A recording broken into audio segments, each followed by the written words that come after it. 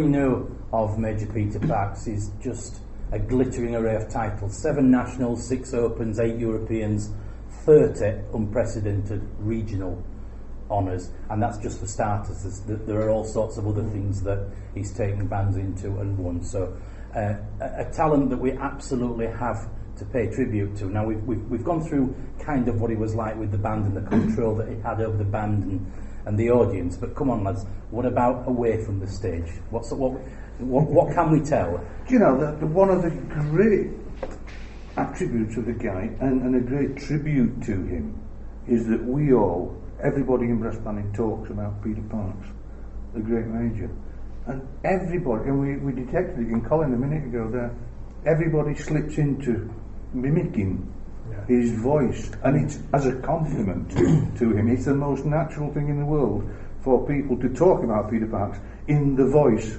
of Peter Parks, and everybody does it. That shows.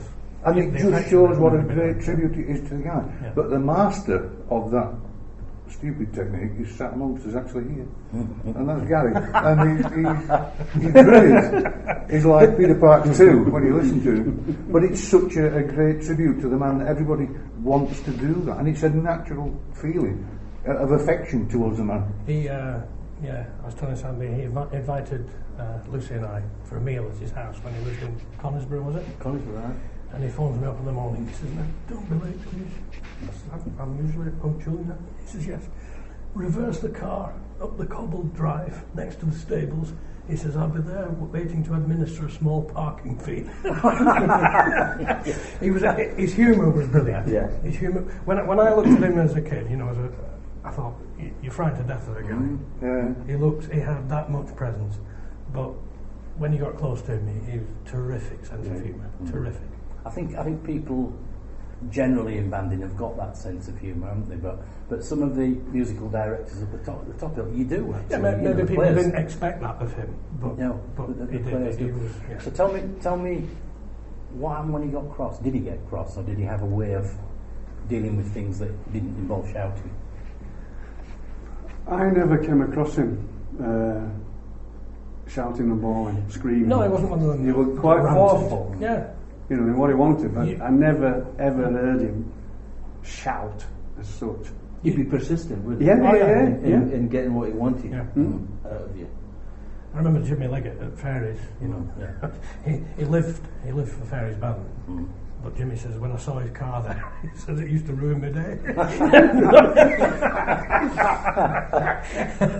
I mean, I must admit that whenever he conducted either Yorkshire Imps or latterly at Grimethorpe, whenever he walked through the door, I got collar bubbles on with him, because it made you want to play. You wanted to play. You had to play. He was so passionate about the music making, and he just wanted to get involved. And I mean, one of the things I remember about Black Dyke is that sometime during the 80s I was helping in the library, and it was sort of June time when that's when the British Open piece used to get announced, and it would arrive if it was a new one. And this piece had arrived that day, and Dougie Blackledge was the librarian, and I used to help him, and we were in the library. Major turned up. He was always early, preparing the stuff, and Dougie said, "Oh, Major, the test piece has arrived." And it was still in an envelope, and right. And he went to it like it was a Christmas present. And he grabbed the envelope and he ripped it open, and then he just disappeared through to the band room with his score. And I went through for a look, and there was nobody else there, and already he had the score open and he was looking through it, and you could hear him sort of thinking it through in his head. You could already hear it, by looking at it, and he was sort of half conducting and mumbling and away to himself, and he just wanted to get going, especially new music. He just wanted to get into it straight away, and he used to that was one of the special things, was if we had a slightly dodgy test piece, he would get more out of it than anybody else would. He would just get more music out of it, and we knew as a band, we had a good band, but we knew we had someone in the middle who could make more of it than anybody else could, so we were sort of quids in, He never got tired of rehearsing. No. He would go all day. Yeah. Absolutely all day. And that's dotting the I's and crossing the T's. But it's dedication as well, and I think we all know that he was absolutely 110%. Yeah, there was, what was it, Epic Symphony. pieces like Yeah. that. He knew every note on that Yeah. score. The one for me that epitomises Peter is Cloudcatcher Fells, and it was fitting that was the last test piece that he conducted. that's right, yeah. 2008 Yeah, was yeah. the last win Yeah. on Cloudcatcher, and he knew every note in that Yeah, piece and backwards and every other way. Did he have any funny sayings or superstitions that you can remember? I don't think superstitions. No, I don't think he had any of that. Some MDs have sayings, don't they? It just intrigued me whether he had any of those. He was just so confident in what he did. Yeah. He didn't need superstitions, and he was just so complete a musician in Yeah. everything, Yeah, in he every was that. respect. There wasn't an element of doubt in any aspect of his musical life.